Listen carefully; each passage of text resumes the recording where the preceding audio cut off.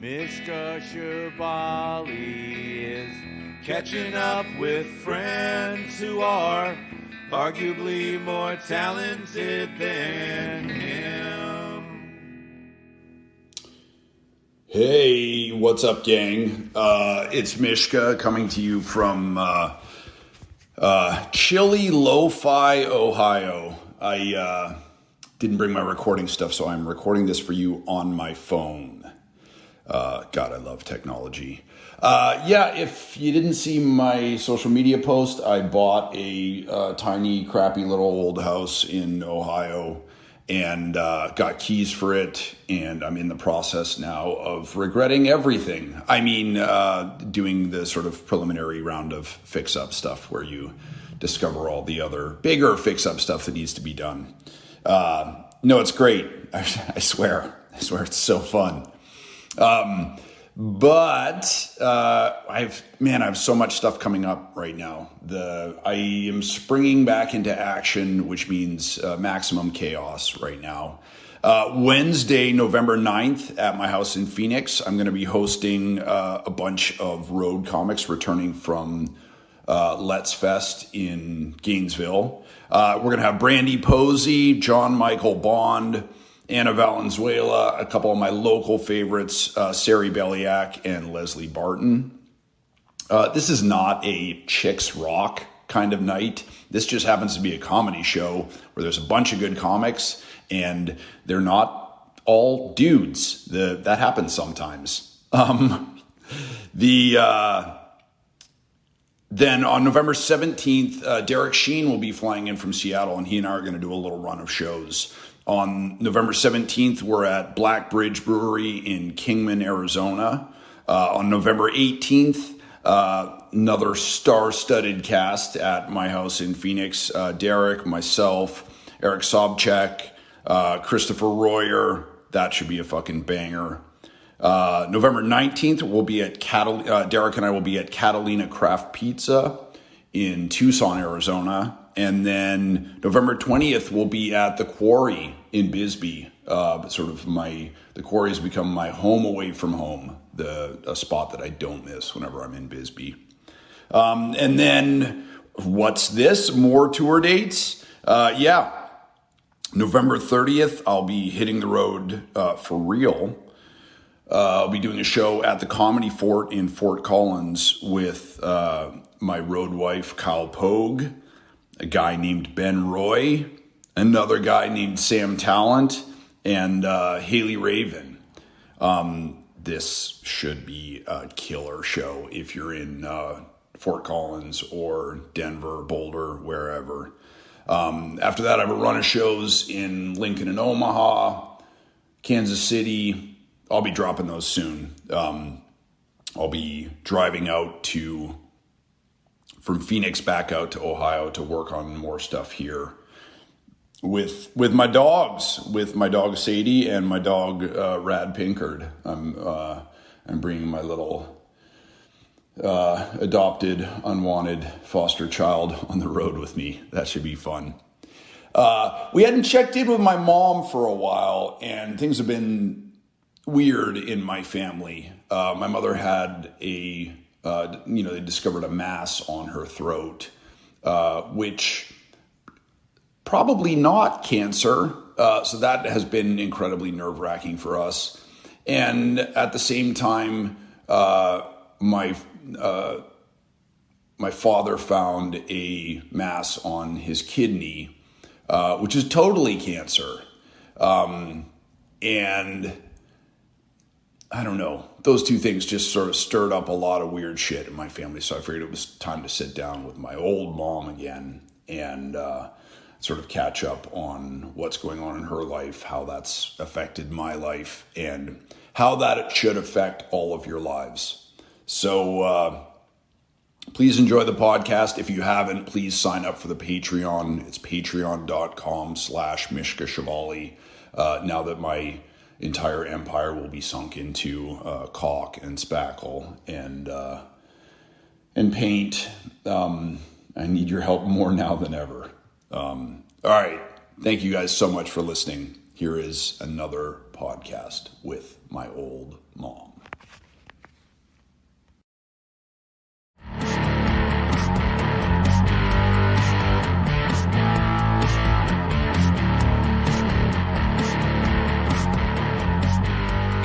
Oh God, we missed that. Yeah, we missed that entire conversation about chicken hearts versus chicken livers.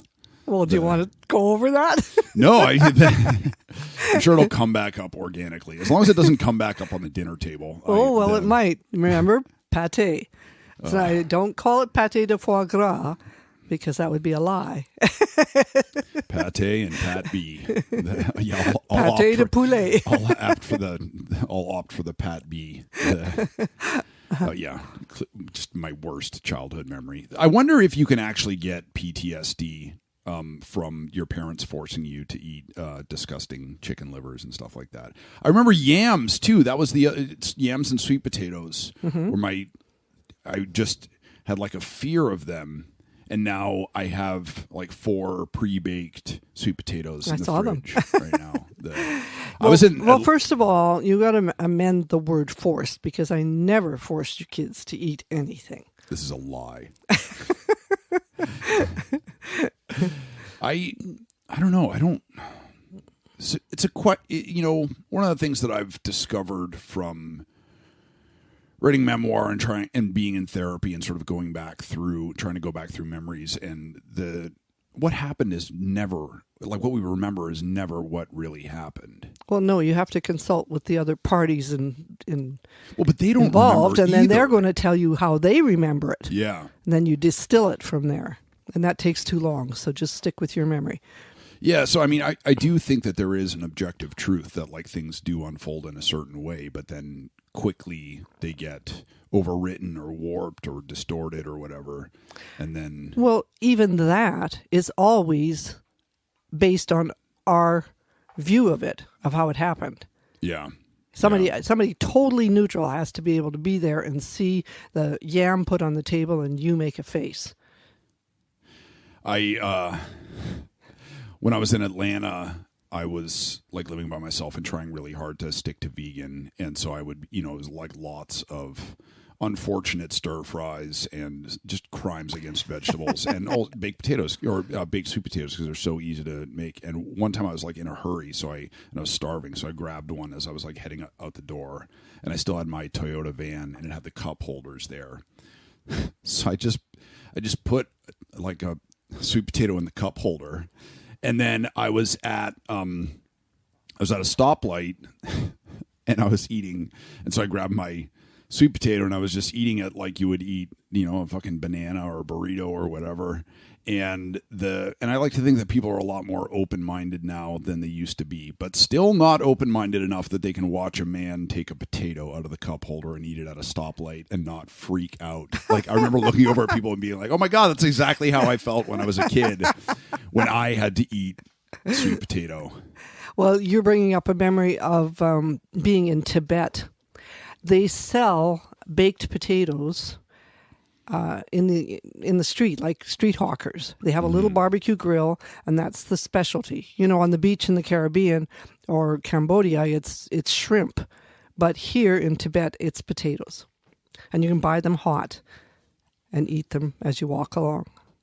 I made one the other night, and it was like, I tried to throw some garlic in there too, but the garlic just sort of like burnt up. So the house smelled real good for a minute, but I couldn't eat any of the garlic. So I just split them, poured a little coconut oil on them. I have the pumpkin spice seasoning that people put in their coffee and shit. And it was like, so I just sprinkled that on the potato with some raisins and some chili powder. Or no, it was habanero flakes I got from Robin. Habanero? Yeah, I think that's what it was. It was so good. Well, in the Caribbean, my favorite dessert was sweet potato pie. I feel like sweet potato pie is way more pie than potato, though. Right. It's like pumpkin, but yellow. Yeah. Yeah, but it's really good. Mom, let's... I was at Altercation when I got the news that you don't have cancer. Yeah, right. So let's talk a little bit about that. About all the cancer that you don't have. When did you first notice that you had like a lump in your throat? Well, I didn't, and that's why it's so big. I had I have a new doctor, and since I'm very healthy, I only go to the doctor once a year, because that's suggested. And then Medicare pays for that annual checkup. So I thought, I'm going to just throw everything out there that he doesn't know about me, that he can put in my chart in case it's relevant. So I have this funny, I don't know if it's a nodule or a bump on my head that it's just there. And I mentioned it to the last doctor, and she was like, but didn't make anything of it. So I said, I just want you to know, doctor, that 2 of my sisters have had meningiomas, and I have this lump on my head, and I want you to just tell me what you think it is. So he felt it, and he said, I don't know what it is. Well, let's do a CAT scan. So we did the CAT scan, and a week later he called me and he said, I got your CAT scan. Good news is there's nothing wrong with your head. The bad news is we picked up the top of something in your neck, and I'm going to send you to an oral surgeon, refer you to a surgeon. So I had my referral. She looked at the CAT scan and she said, this appears to be quite big, 4 centimeters. I need to know more. I want you to have a neck scan. So off I went for another scan. When it came back, she said she had to confer with another surgeon because this was a large mass. It didn't appear to be cancerous. It was encapsulated, no ragged edges. I didn't have any of the symptoms like rapid weight loss, for example. So she was pretty certain it wasn't, but she thought it was a tumor on the parotid and talked about removing it through possibly removing the entire parotid or that portion of it, which really was not a pleasant prospect because I also have a sister who has had a cyst removed from her parotid. Not the same sisters. I have 9 of them. You have so many sisters. You could have like a medical curiosity devoted to each one of them. Exactly. I have sisters left 9 over. Conditions that we can discuss. And the doctor's like, "Can I get a complete medical history?" Or like, "Just sit down." Yeah, right. Take copious notes here. Yeah. So anyway, her surgery involved a what is kind of referred to or looks like a facelift incision. So they start in the front of the lower ear and they go around the ear and then in through the back by the hairline. And I thought, well, that sucks. I mean, I just as soon have a facelift and get a scar on either side. But then I learned that her mass was just 1.5 centimeters, and yet it took 3 full months before she regained the feeling in her cheek and was able to blink her eye because they had to lift up the facial nerve in order to extract this cyst. So I got to thinking about that. Like now we're dealing with 4 centimeter, the size of a walnut cyst. And I could understand why this doctor wanted the expertise of another surgeon, and they proposed doing it in tandem. But before they scheduled the surgery, they wanted to do an MRI to just look more deeply at the nature of the mass. So now we've got the MRI back, and she says to me that they think, these are the experts, they think it's a neurofibromatosis. So I looked that up, which is a genetic disorder. And the good news is that there are 3 types, and this would be type 2. In type 2, these cysts appear in early adulthood or midlife. So yay, that means I should have another 75 years to live. I like that the cyst is something you're using to diagnose your lifespan from and not the other way. Right. But I started thinking about what she had to say, and it's scary as hell because it'll be a bigger incision in my neck, still coming in through the front of my face, according to her plan. And one surgeon will work from inside my mouth to push this mass towards the incision so it can be removed from the outside. So they're going to do like a Lady and the Tramp thing. Yeah, of like but one attack me from one end and one from the other. But when I read up about it, with Google Medical Doctor, like everybody does. Good old Dr. Google. Right, exactly. I don't have any of the symptoms. I don't have ringing of the ears. I don't have poor balance. I don't have poor declining vision. I've always had wore glasses since I was 10. But I don't have any of the symptoms. So now I've asked for a second opinion with Mayo Clinic. And I'm just waiting on that. So in the meantime, I clear my throat often because there is something there, and it the proverbial frog in my throat. Yeah. And other than that, I have no pain. I feel like this is sort of a timely conversation because whenever I'm talking to my friends and they're like, oh, fucking healthcare, like I signed up for this, or I have to change my healthcare from this to that or whatever. And it's a quagmire, but it's a quagmire that we're tackling with a lot of privilege, that like my friends and I are largely college educated and intelligent and have all our faculties about us and, don't have any kind of mental disability or whatever, other than being comedians. And and whenever I go through something like that and it's a pain in the ass, I always think like, God, imagine what it's like for a frail old 75-year-old or somebody where English is their second language, or they're dyslexic, or they have Alzheimer's or Parkinson's or any kind of degenerative brain illness, or they've had a stroke or something like that, or even that they had like a fucking slow connection, so they had to keep refreshing and re-entering the information and stuff like that. How has it been for you mentally to go through this process of, a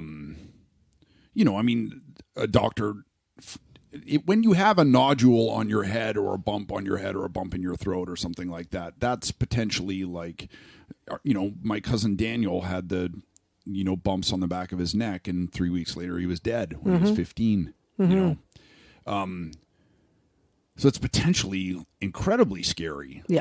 Very scary. Have you been scared at all through this? Well, yes, but my way of dealing with fear is to go right over to the intellectual side of my brain and start looking at, okay, what can be done? What are the possibilities? What's the timeline? Who do I talk to?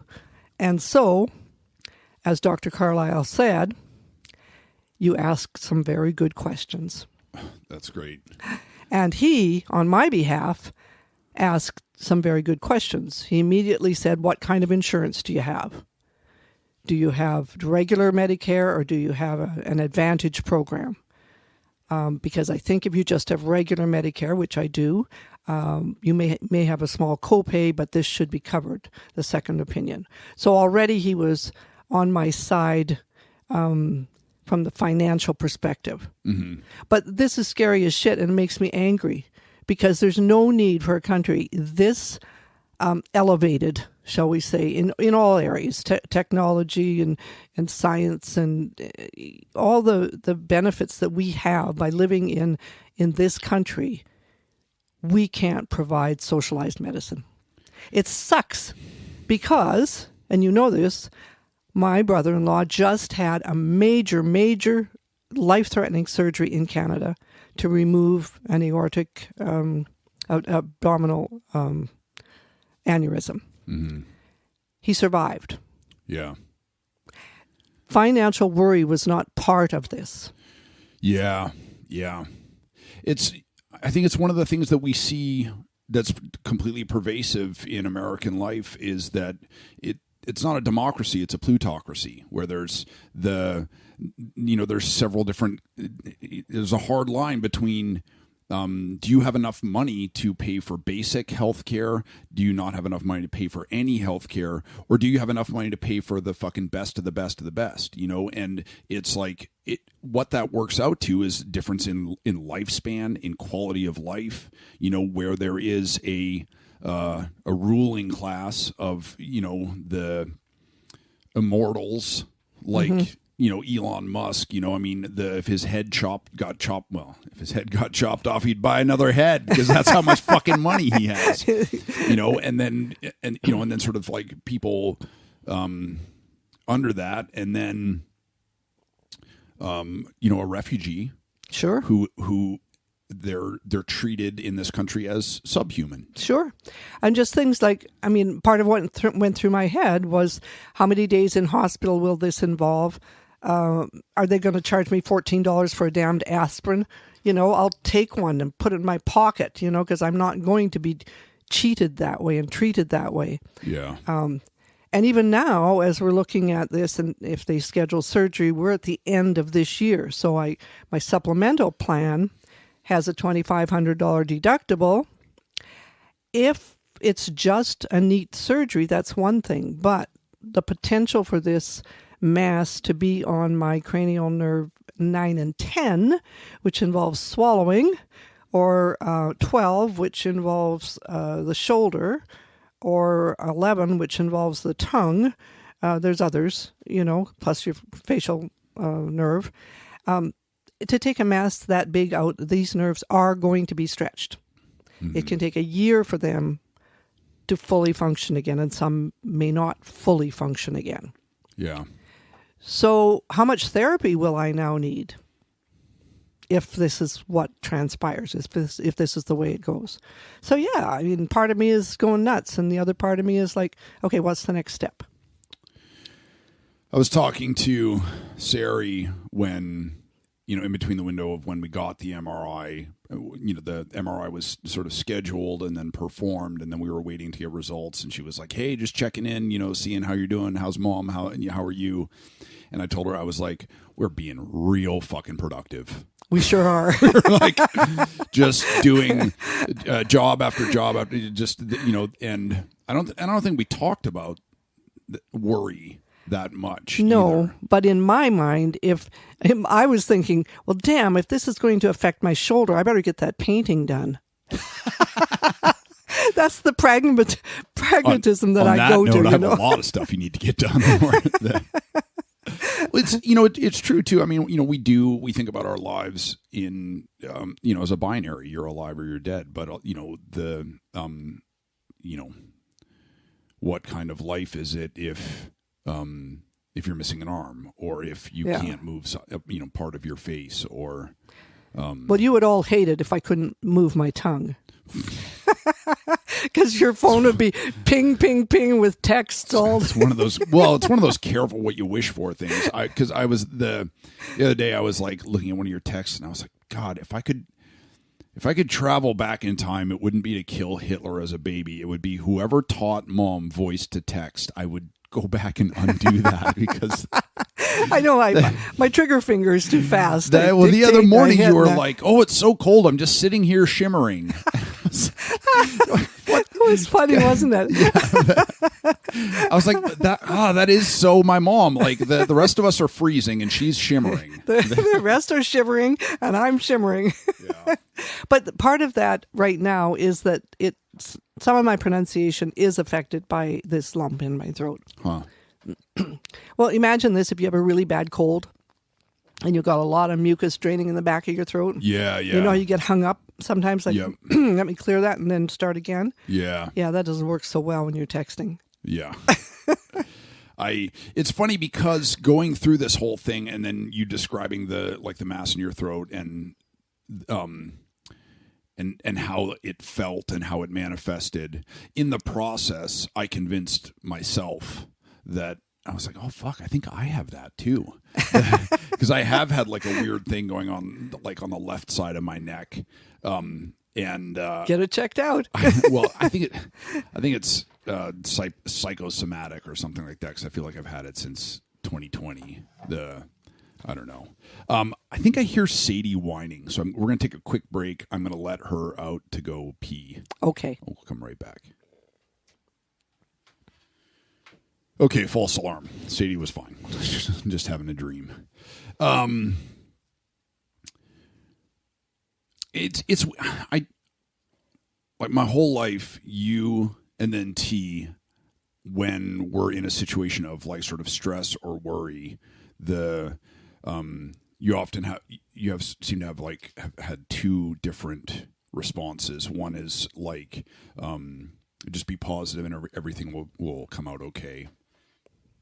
And then the other one is, I feel like things are going to work out. Like I have an intuition that things are going to work out. And I didn't really worry as this started unfolding. Like I had a couple like little darts of terror here and there. But I had a feeling throughout that things were going to be okay. And part of it was, I think, was data driven because you've never been a smoker, you've never been a heavy drinker, you've never been morbidly obese, you've always been pretty pretty active. You've cut down on all these different risk factors from the life that you've led, and also that your sisters had this and it wasn't cancerous. There's a joke about sisters there, but I'm not going to make You're not going there. Yeah. But also I just had a feeling that you were going to be okay, and I still have a feeling that you're going to be okay. I think so too. And actually this last diagnosis was just, we think. And so it may turn out that it is something different. So, I really in life, I choose most of the time not to worry until I have to worry. So I try not to worry in advance. Instead, I go after the facts, gather more information. So I think I will be okay, but okay may be different. I may have a saggy one side of my face, like Bell's palsy sort of look, or my eyelid may droop, or, it may be different, but I don't think I'm going to die. I have been sort of like, making negotiations in my head as this has been unfolding, I want this thing, or I care about this thing. But then when this lump in your throat came up, I've sort of been negotiating of like, I don't need that other thing. You can take everything, just leave me and my mom. But I haven't feared you being transformed by illness or recovery, you losing the ability to smile or something like that. But then the other day, I can't remember if it was like a clip that I saw. Maybe I was playing with the dog or something like that. And I know that like I'm going bald in the front here, and I hate that. And then I like notice that I'm going bald in the sort of the top. In the back. Prince William way. And I'm 6'5". Not a lot of people are looking at the top of my head. And if you are looking at the top of my head, it sounds like I probably passed the test already. But it chilled me. I was like, oh, I look like an old man, but I'm 45, and it's sort of like appropriate for guys my age to lose their hair. Yeah. But it's the way we conceptualize the integrity of our own bodies, and then the thought of losing, I almost lost extension of my left index finger. I think it was this hand. Was that it? No, the extension of my right index finger when I broke a bottle when I was drinking and had to get stitches in this hand. They were like, oh, you came real close to just severing that tendon, and then you wouldn't. That's an important one. I was thinking, well, I mean, I play guitar with my left hand, but to not be able to text. I guess. Well, then I'd have to use voice to text, right? You'd be sitting there shimmering. Yeah.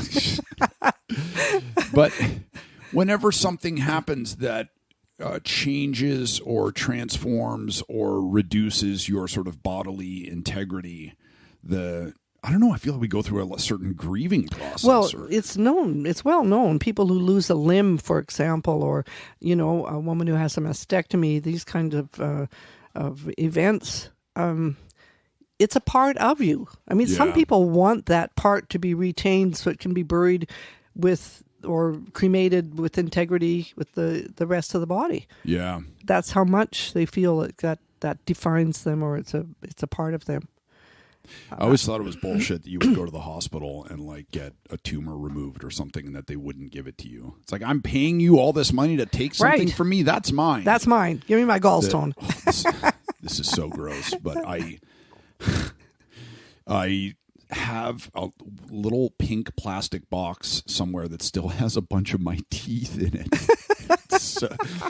They smell horrible. Oh God, it smells like the morgue or like a cadaver or something. Just vile. But I saved them for some reason. I think I know where they are too. Yeah. That's weird. I don't know where anything else is in my house. But I know where my fucking maybe you could teeth locate are. your teeth. Yeah. That's funny. I don't know. I'm just really trying to take it one day at a time, but to make the medical profession be accountable to me. Yeah. None of this, like you will have the results tomorrow night and then it's like 5 days later before you get the call. Fuck that. You know, as I told this, the primary doctor about it, I said, when you're waiting to know whether it's cancer or not, should you have to wait 5 days because somebody didn't pay attention to the fact that the file hadn't come in or that the file hadn't been read or that you hadn't been informed? Yeah. And he said to me, he said, do you want me to refer you to someone else? Well, yeah. This is one of the things I've been thinking about so much because I think at different times in my life I've learned that I take up too much space and also that I don't take up enough. I'm not confident or comfortable enough. And, I feel like we need to tell everybody that like fast food workers do not work for you. They're not there. You don't own them. They're not there for you to boss around. Doctors, they work for you. Like if that's one of the things that we take away from the American healthcare is like you fucking work for me. Yeah. Yeah. And and women are taught from the time they're as soon as they have a conceptualization of gender identity, whether they're blue or pink, you're taught to not be too loud or too obnoxious or too boisterous, to say please and thank you, and to defer to the male. Yeah. Yeah, exactly. And not to be loud or rude or take up, too much space. But when it's your healthcare, when it's your chicken sandwich, sit down and just be patient. Yep. When it's your health insurance and your healthcare and stuff like that, be a pain in the ass for the world. That's exactly where I'm at.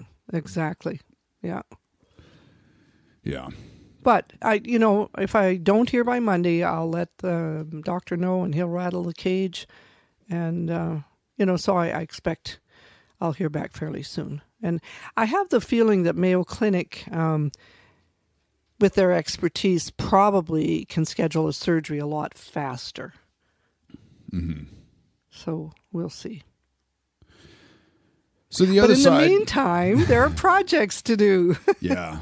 I'll tell you what, until, well, you probably still have a few days to, when we didn't know what the diagnosis was with the lump in your throat, whenever you were like, okay, Mishka, go get more Flagstone. I was like, oh my, you don't know if she's going to live or die. Just do this shit for her. Just lift the heavy stuff and smile and don't be cranky. I know your back's redlining. I was like, we only have X number of hours to move heavy shit together left. Yeah, right. But if you get a clean if you get a clean bill of health, I'll be on the couch, man. I'm tired. I'm worn out. Well, I'll just strip that paint off that wall in the cage. So the other side of the coin is that while you've been going through this, Dad has been diagnosed with cancer. Yeah. Cancer of the kidney, and he's having a kidney removed, and prognosis is good for him. That there's a high likelihood he can go in and have the kidney removed without too much bother and continue to be a pain in the ass for the rest of us for another 10 to 20 years. Yep. You can live on one kidney, and he too has been in really pretty good health. Yep. So yeah, it should not be that horrible, but we won't know, of course, because we're not talking to him. it's been fascinating for me to have these two experiences unfold at the same time of being terrified that you had cancer and then finding out that you don't and still being incredibly concerned, and finding out that Dad has cancer and not caring. You know, I mean, it feels really, really brutal and cruel to say that, but you know, I don't want it to cause him any pain. I don't want him to suffer at all in any way. But you know, when it happened, I was like, you know, if he's dying, I'll go, but anything short of that, I won't. You know, I need a guarantee. Yeah, right. I feel that that's one of the more benign types of cancer, because you have two kidneys, you can function on one, and as long as it's contained within the kidney, it can be removed. With my mom, she was too old and too far advanced, so she was almost 90. But the doctor did say, we will keep her without pain.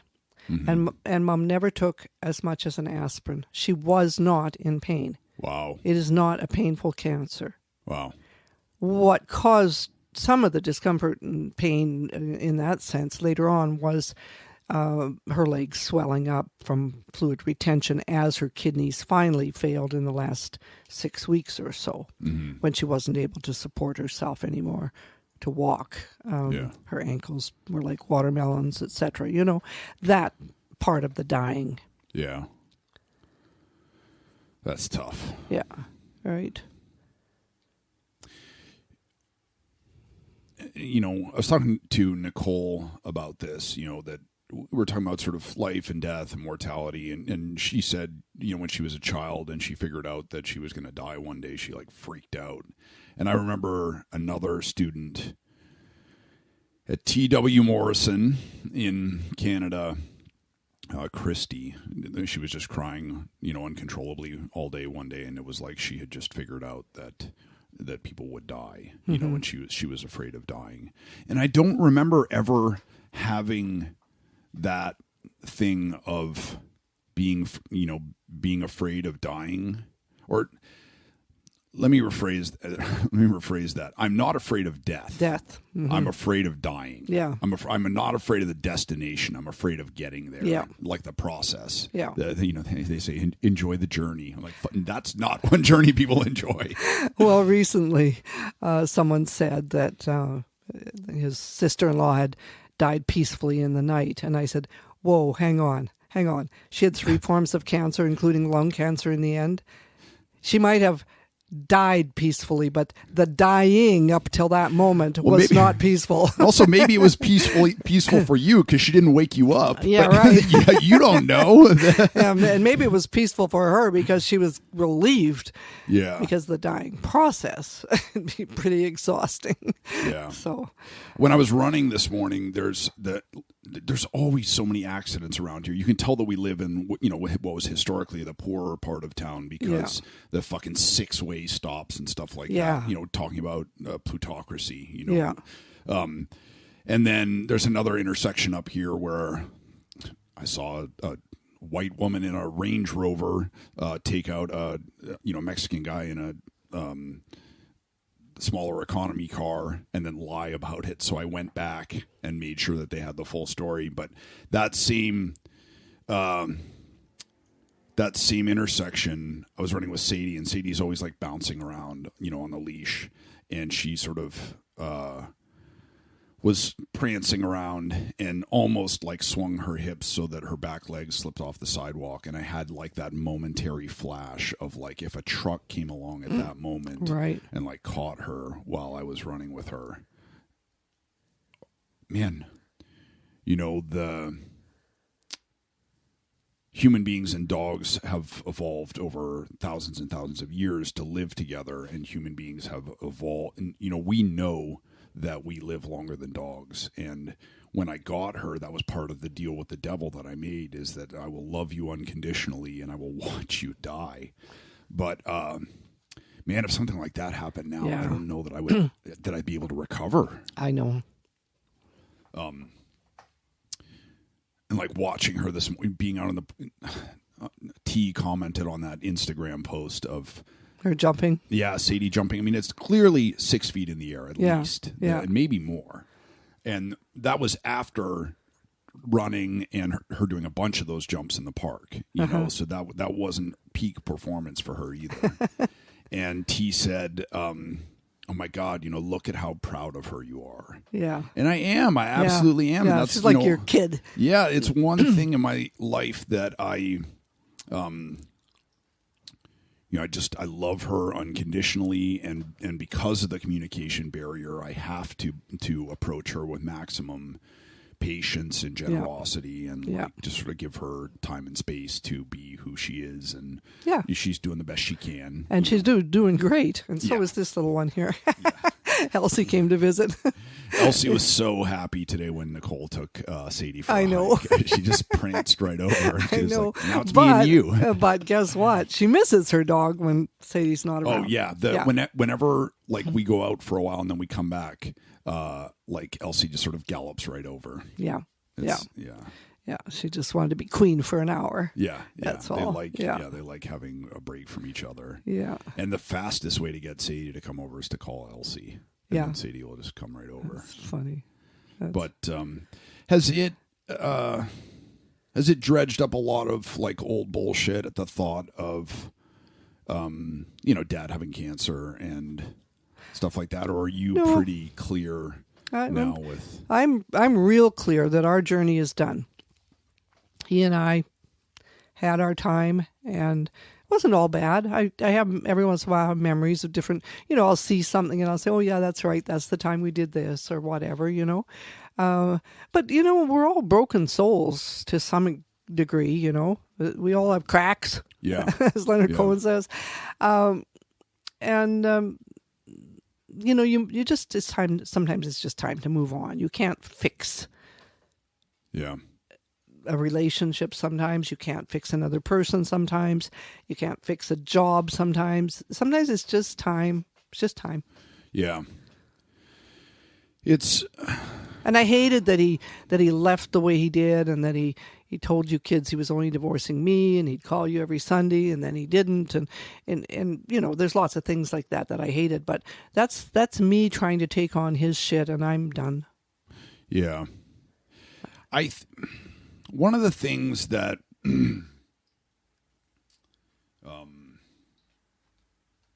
how do I put this? We're always told forgive and forget, right? And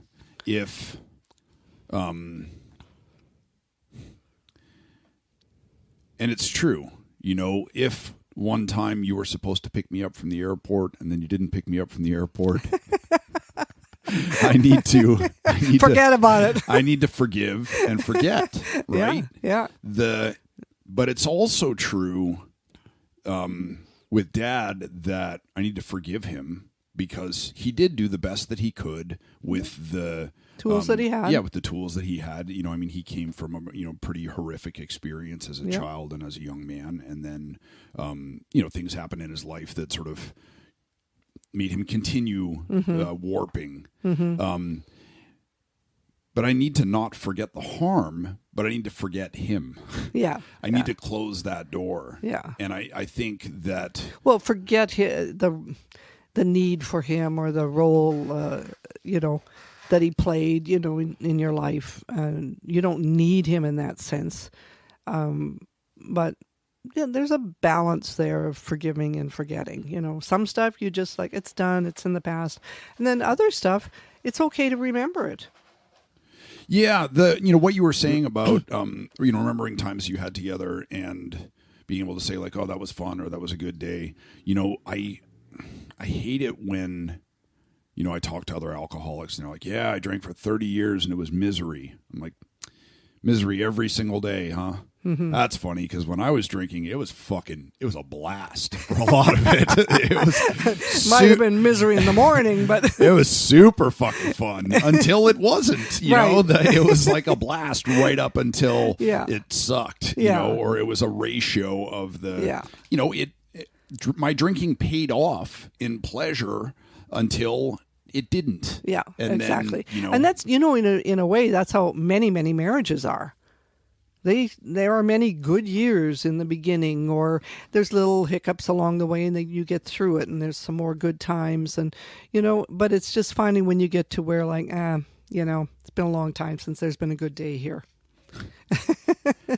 My old friend James Barber, his parents were celebrating their 25th anniversary, and his dad Peter stood up and he said, a toast to my wife Ginger. To Ginger, my wife of 25 years.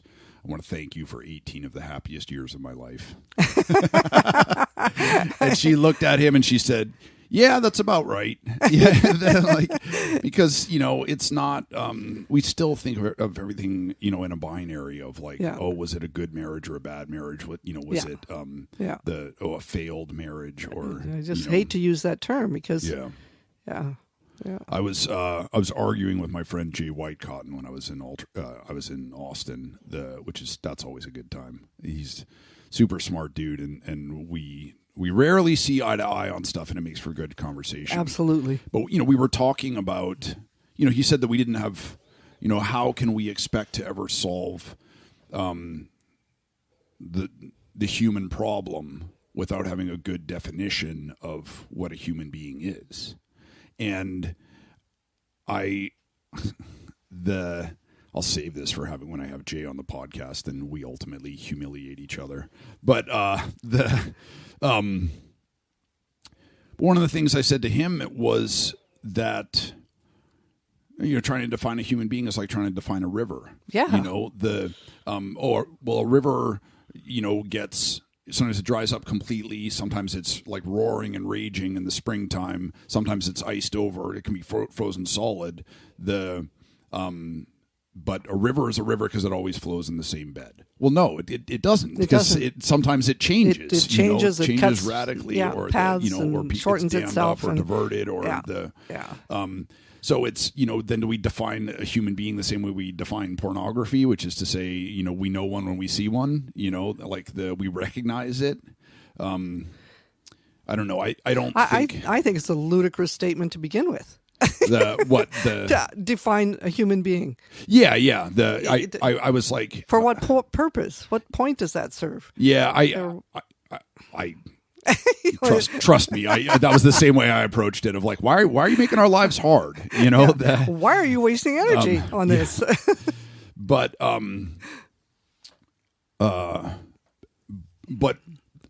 it was a valuable interrogation that I think he was making, in that it forced me to see all these things in my life as like a river. Mm-hmm. That like being back in Austin. I love Austin. Mm-hmm. Awesome town. Mm-hmm. Always have a great time there. Great music scene. I have tons of great friends there. And it ain't what it used to be. Mm-hmm. I remember breakfast tacos being $2 and now they're like $6. Yeah. And when Joe Rogan relocated there, then a lot of people in LA sort of like picked up and moved to Austin. So the character of the city has transformed a lot. But Austin's still Austin. Mm-hmm. It's changed, but it's different, but it's still the same. Sure. And the same thing with New York, that New York's always changing from day to day. And we always say, oh, remember when New York was cool, whether it was the early 2000s or the late 90s or the early 90s. Or, that always kind of irritates me when people talk about, oh, but it's not like it used to be. No. Nothing is. Thank God. Thank God, because what it used to be rutted streets without pavements, no lights on the corners. How far back do you want to go to the used to be? You want to go back to where you had a good time. Well, say that. It's not the fault of the city, the town, or anything else. That's your memory. That's what you want to do. I can't remember who I was talking to about this, but we were talking about how the internal combustion engine was originally presented as the green alternative. because the streets of I just gave it away. The streets of cities were filled with horse shit. Yeah. So it was so much cleaner Yeah. to have a Model T or Yeah. whatever, a horseless carriage. Yeah. Yeah. And then now we're trying to get onto electric cars or whatever. We'll see. I'm going to be driving that big fucking blue tank in the yard forever. Well, I was looking at my savings and going back to this surgery, calculating like how much is this going to cost me? Because I know people who have $50,000, $150,000 debt after surgeries. So I'm thinking, will I need a new car? Or can I drive this purple hubcap car for a lot longer? When you posted the picture of the old clawfoot porcelain tub in the yard that you had painted green, like on the side, I was like, oh shit, I still have some of that purple spray paint left. Don't you dare come and put graffiti on my tub. It look real nice with some like some racing zebra stripes or just like polka dots. Right. Yeah. That paint's got to get used up somewhere. Oh, I'll find a way. I was thinking about doing my mailbox with it. Oh, that's a great idea. I might do it because I have those purple lines out front. Yeah. But the problem is, like, maybe I'll get part of the way through the can or get part of the way through the mailbox and then the can dies. Well, I have some beige that you can put that I've kept, because I can't throw out a part can of paint. God forbid. Yeah. I mean, the only reason that tub is forest green is because someone gave me a can of forest green Rust-Oleum. And I thought, oh, here it is. Thank God it's not brown. When I was in Austin, I was hanging out and eating with Eddie Pepitone, who is a legendary comedian, and rightly so. He's so brilliant, so funny, and sort of really human. Like just sort of effortlessly moves between grief and confusion and hilarity, and sort of like righteous anger. And he was eating the carrot cake there, and then he was talking about how good it was, and then he was like, do you want the rest? And I was like, oh my God, that's like my favorite kind of food. And he was like, carrot cake? And I was like, leftovers. I'll just go and eat the scraps. Yeah. Well, today I was thinking about Halloween and everybody's showing pictures of their costumes. And I was chuckling and thinking, maybe this is the reason I don't like Halloween, because when I grew up, one of 17 children on a farm in northern Saskatchewan, you had a choice. You could either dress as a beggar, and that was easy because we all had that costume going on, right?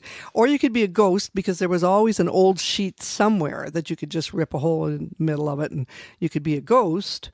Or a scarecrow, because those were things we had on hand. Old clothes, rags, mismatched shoes and socks, etc. So maybe that's why I save part cans of paint and such. It's like I grew up poor. I made do with what I had. It's so cyclical too, though, because like when I finish a bottle of vitamins or something like that, and then I can throw the container away, I always give myself like a pat on the back, like good boy, like good boy, you finished it. You used it right to the last. That's right. And then it's another thrill to like be able to go on Amazon or whatever and like buy the next one. It's just cyclical like that. Yeah. So my earliest Halloween costume, I think, is when Tatiana and I went as clowns. Probably. In Deep River. I made those clown suits from old curtains. I remember and I had a bald wig. Yes. With red. Did it have red on the side, or was that another costume? I know I had like male pattern baldness. Yeah. And it was like a nylon cap. Yeah. And I don't think I understood fully what it was. How old was I then? Like 3 or 4? 4, maybe.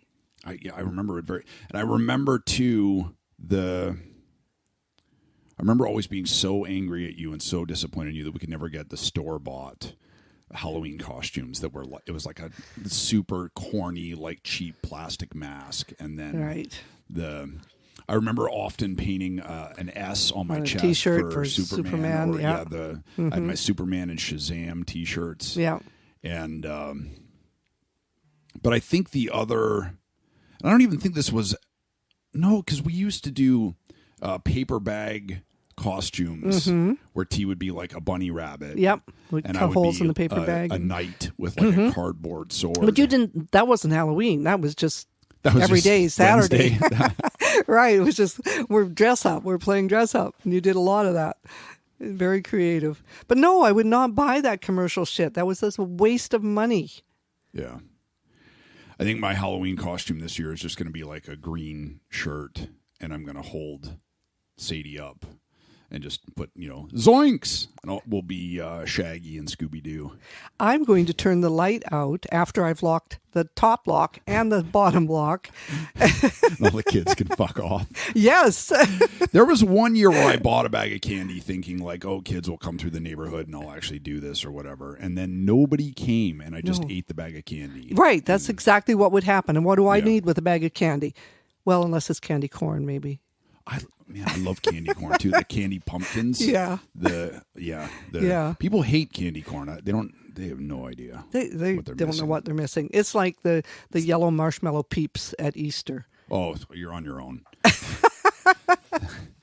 That's not food, Mom. That's something you chew up and spit out. No. But I like Twizzlers too, and Twizzlers. Oh God, I love Twizzlers. The Twizzlers are just like when you want to eat something that's not food. But you chew them like a bread crust, right? They've got or chicken texture. hearts. Yeah. Oh, that dog's going to love me when you're gone because I have enough chicken hearts that she can have 2 or 3 a day. It was heartbreaking the other day when I was leaving your place and you and I were both outside, and I called her, and she like looked at me, looked at you, looked at me, looked at you, and then she went over to you. And I had to tell her it was okay to go home. But the upside of that is that when you're gone that she's happy. She's secure. Tashina always says, she listens to you like she listens to Mishka. That's great. So I just have to talk to her. Yeah. It's like she talks to me. I told you the old PPP routine in the morning. 6:20, she wakes me up. Okay, we'll go for a pee. She has a pee right out the door on the rocks. Then I go around to the side yard, give her a minute. She has a poop. Then we come in. I go to make my coffee, and she's like, there's another one. It's play. It's play. Pee, poop, play. Do you get it? And she sits there by my knee with until I'd be like, never mind. I'll have the coffee later. I'll leave it here. Let's go. And we go to the dog park. It's so funny because like our morning routine here is so different. Like the alarm goes off, or before the alarm goes off, she'll sort of nudge me or like lick me and she knows I'm just like, oh no, like just, and then when the alarm goes off, she knows, and then she's like, and she like does a big stretch, and then I get up, put the coffee on, sit on the toilet, and she lays in bed. She doesn't move. She and Elsie just hang out in bed while I'm you serious? making. I make I make coffee and hit the head, and then, she'll go outside sometimes to go pee in the yard or whatever when she wakes up, but not right away. Because we have the doggy door here, but as soon as I put on my running shorts.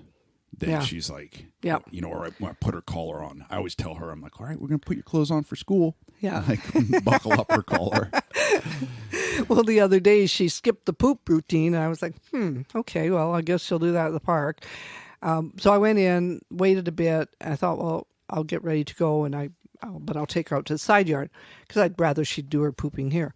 And nope, she would not go to the side yard. She sat by the car because that was the next item. She already had been there. It didn't work. Never mind. Yeah. Next, play. And she sat by the car until I said, okay, come on, let's go. And then as soon as you got to the park. Yeah.